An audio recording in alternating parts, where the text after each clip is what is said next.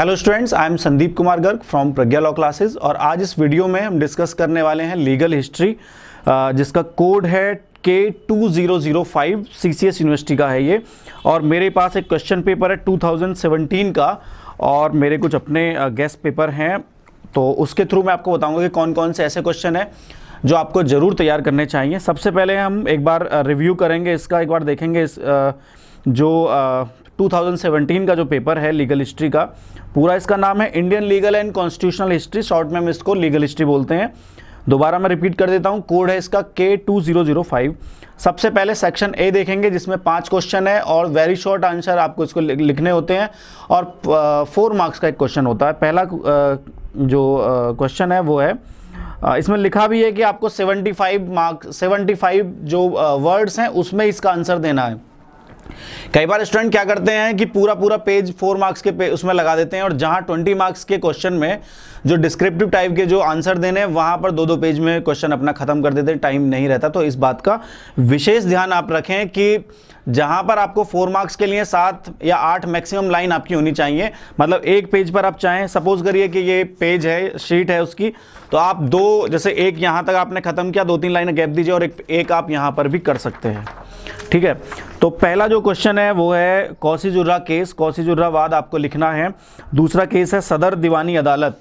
तो ये आपको संक्षिप्त टिप्पणी इस पर, शॉर्ट कमेंट केवल इन पर लिखना है अगर इस तरह से आता है। उसके बाद क्वेश्चन नंबर 3 है Indian council act 1861, Indian council act 1861। Next है Pitt's India act 1784, Pitt's India अधिनियम 1784, और उसके बाद है चार्टर एक्ट 1661। तो ये इसमें 5 क्वेश्चन बड़े शॉर्ट में दिए हुए हैं, और आपको केवल कमेंट इन पर करना कि ये क्या था, इसके अंदर क्या क्या था, केवल 7-8 लाइन के अंदर आपको इसको लिखना है।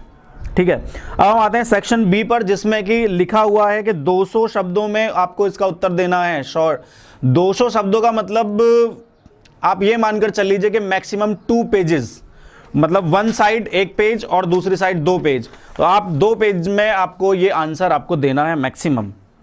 ठीक है, उससे ज़्यादा आप करेंगे तो कोई फ़ायदा नहीं है, टाइम आपका जो है वो खराब होगा, सिर्फ फ़ायदा आपको कुछ नहीं होगा मेरे हिसाब से। क्वेश्चन नंबर 6 है जो 10 मार्क्स के लिए हैं। 3 क्वेश्चन है, 2 आपको करने हैं। पहला क्वेश्चन है discuss the origin, development and constitution of Privi council, Privi council के उद्गम, विकास और संरचना का वर्णन कीजिए। प्रीवी काउंसिल का जो क्वेश्चन है वो हमेशा से महत्वपूर्ण रहा है, और 20 मार्क्स, 4 मार्क्स या 10 मार्क्स में किसी में भी आ सकता है। इसके बाद हम देखेंगे next question, question number 7, discuss the development of supreme court establish under the regulating act 1773। 1773 का जो रेगुलेटिंग एक्ट था उसके बारे में आपको बताना है, और उसके अंदर स्पेशली आपको सर्वोच्च न्यायालय का जो गठन हुआ था उसके बारे में बताना है, और उसके डेवलपमेंट के बारे में टोटल आपको लिखना है। तो ये भी बहुत महत्वपूर्ण प्रश्न है, और 80% मैं इसको गेस देता हूँ, 80 to 90% के, मतलब कि अगर 10 पेपर सेट होते हैं तो मेरे हिसाब से उसमें से 8 या 9 पेपर में ये जो है वो डाला जाता है क्वेश्चन। उसके बाद क्वेश्चन नंबर 8 है discuss the facts and decisions of Raja Nand Kumar case, Raja Nand Kumar के मामले के तथ्यों की विवेचना कीजिए। लीगल हिस्ट्री में बहुत जो केस लॉ हैं जितने भी, उसमें सबसे ज़्यादा इंपॉर्टेंट अगर कोई है, महत्वपूर्ण अगर कोई है, तो वो राजा नंद कुमार का केस है। यहाँ पर 10 मार्क्स में दिया हुआ है, लेकिन 20 मार्क्स में भी आ सकता है। अब हम आएंगे सेक्शन सी पर, और सेक्शन सी में क्या है, 5 क्वेश्चन है, 20 मार्क्स के हैं, आपको 3 करने हैं, चॉइस आपकी है, कोई सा भी आप कर सकते हैं। तो इसमें क्या है कि क्वेश्चन नंबर 9 हम देखेंगे। क्वेश्चन नंबर 9 है the governor generalship of Lord Cornwallis constituted a very remarkable and constructive period in legal history। Governor general Lord Cornwallis का कार्यकाल भारत के विधिक इतिहास में अत्यंत महत्वपूर्ण रहा है, और कॉर्नवालिस के समय को रचनात्मक काल कहा जा सकता है। इस पर टिप्पणी करनी है आपको। नेक्स्ट क्वेश्चन है मिंटो मार्ले के सुधारों का वर्णन आपको करना है, और वो है 1909 के सुधारों का वर्णन करना है, और उसके कॉन्स्टिट्यूशनल इंपोर्टेंस को भी आपको बताना है। नेक्स्ट जो क्वेश्चन है, क्वेश्चन नंबर 11, वो है discuss the salient features of government of India act 1935, ये भी बहुत महत्वपूर्ण क्वेश्चन है। भारत सरकार अधिनियम 1935 के प्रमुख प्रावधानों का वर्णन कीजिए। इसके बाद जो क्वेश्चन है, write a note on composition, jurisdiction and working of mayor's court establish under the charter of 1726 1726। तो 1726 में जो मेयर कोड स्थापित हुए थे 3 प्रेसिडेंसी में, मद्रास, कलकत्ता और बंबई, उसके बारे में पूरा आपको बताना है। और इसके बाद है लास्ट क्वेश्चन है, give the provisions of the judicial plan of 1772 given by the Warren Hasting of for the reform of the administration of justice in Bengal, Bihar और उड़ीसा। वारेन हेस्टिंग ने 1772 में न्यायिक योजना जो दी थी उसके प्रावधान बताइए, जो कि बंगाल, बिहार, उड़ीसा की प्रशासनिक व्यवस्था को सुधारने के लिए की गई थी। मेरे हिसाब से 2017 का जो क्वेश्चन पेपर है ये बहुत अच्छा क्वेश्चन पेपर है और इसके सारे जो क्वेश्चन है वो बहुत बहुत महत्वपूर्ण है। अब हम बात करेंगे कुछ ऐसे क्वेश्चन की जो मैंने कुछ अपने क्वेश्चन जो तैयार किए हैं उसके बारे में आपको बताता हूँ। 7 क्वेश्चन है, इसमें 2 है मेरे पास क्वेश्चन पेपर, तो इसमें 7 तो हैं आपके डिस्क्रिप्टिव टाइप के, जिसमें पहला क्वेश्चन है, discuss the early judicial system set by the East India Company that lasted till 1726 at Madras. Madras की प्रारंभिक न्यायिक व्यवस्था का वर्णन कीजिए जो ईस्ट इंडिया कंपनी तक 1726 तक चलाई गई। इसमें आपको क्या करना है, 1600 से मतलब स्टार्टिंग जो हुई थी ईस्ट इंडिया कंपनी की, वहां से 1726 तक जो डेवलपमेंट है वो पूरा लिखना है, क्या क्या हुआ शॉर्ट में आपको लिखना है, मतलब कि जितना आप लिख सकते हैं 5-6 पेजेस में। इसके बाद है नेक्स्ट जो क्वेश्चन है वो है, discuss the judicial reforms introduced by Warren Hasting. तो ये क्वेश्चन इसमें भी था, इसमें केवल 1772 के बारे में बात की गई थी। इसमें जो 1700 बाकी जो उसने सुधार किए थे सेकेंड स्टेज में, वो भी इसमें आते हैं। इसके बाद क्वेश्चन नंबर 3 है, discuss the main provisions of regulating act 1773।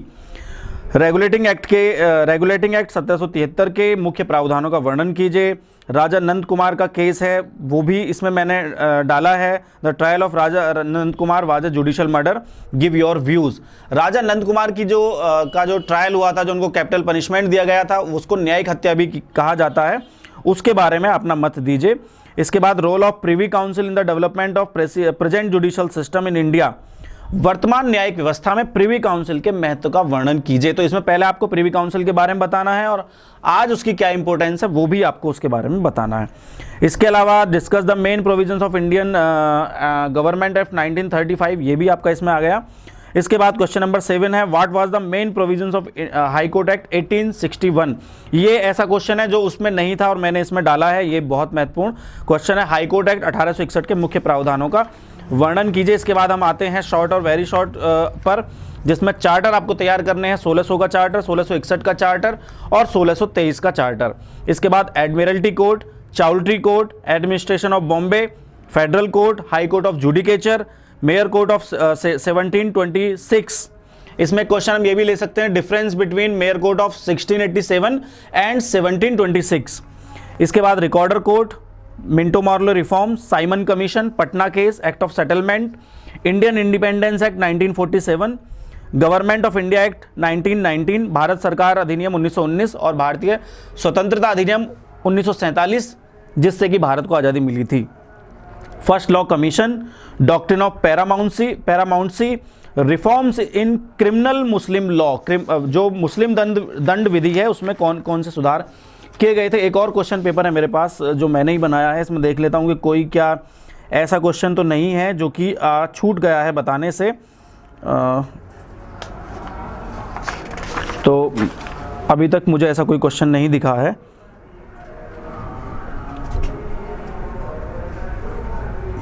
सदर दीवानी अदालत, अगर उसमें मैंने ना बताया तो आप नोट कर लीजिए।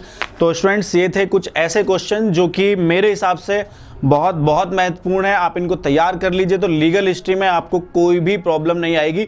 लीगल हिस्ट्री पढ़ने का सबसे अच्छा तरीका है कि आप उसको सिस्टमैटिक लेकर चलें, कब कहाँ से क्या हुआ, स्टार्टिंग से अपने मन में एक कॉन्सेप्ट बना लीजिए, क्योंकि बाकी सारे जितने भी सब्जेक्ट हैं आपके, उसमें और लीगल हिस्ट्री में बेसिक डिफरेंस है कि आप बीच में से क्वेश्चन बैंक में से कहीं से पढ़ना शुरू करेंगे तो आप वो जो कहानी है, जो चैन है, वो नहीं बना पाएंगे। इसलिए मेरा सजेशन ये है कि तरीका कोई भी अपनाएं, उसकी बुक लें। अब तो खैर अगर आपके पास टाइम है तो देख लीजिए और बुक लीजिए, उसको सीक्वेंस से पढ़िए, पहले क्या हुआ, उसके बाद क्या हुआ, उसके बाद क्या हुआ, उसके बाद क्या हुआ। इस तरह से आप पढ़ेंगे तो आपको कोई भी परेशानी लीगल हिस्ट्री में नहीं आएगी, वरना ये प्रॉब्लम आपको आ सकती है कि आपने भूल जाएंगे आप या फिर मिक्स हो जाएगा। उसका केवल एक ही तरीका है कि आप स्टार्टिंग से उसको पढ़ना स्टार्ट कीजिए। उम्मीद है आपको ये वीडियो पसंद आया होगा। इसी तरह के वीडियो देखने के लिए सब्सक्राइब कीजिए हमारे चैनल प्रज्ञा लॉ क्लासेस को, साथ में जो बेल आइकॉन है उसको भी दबाइए। बने रहिए प्रज्ञा लॉ क्लासेस पर। Thank you.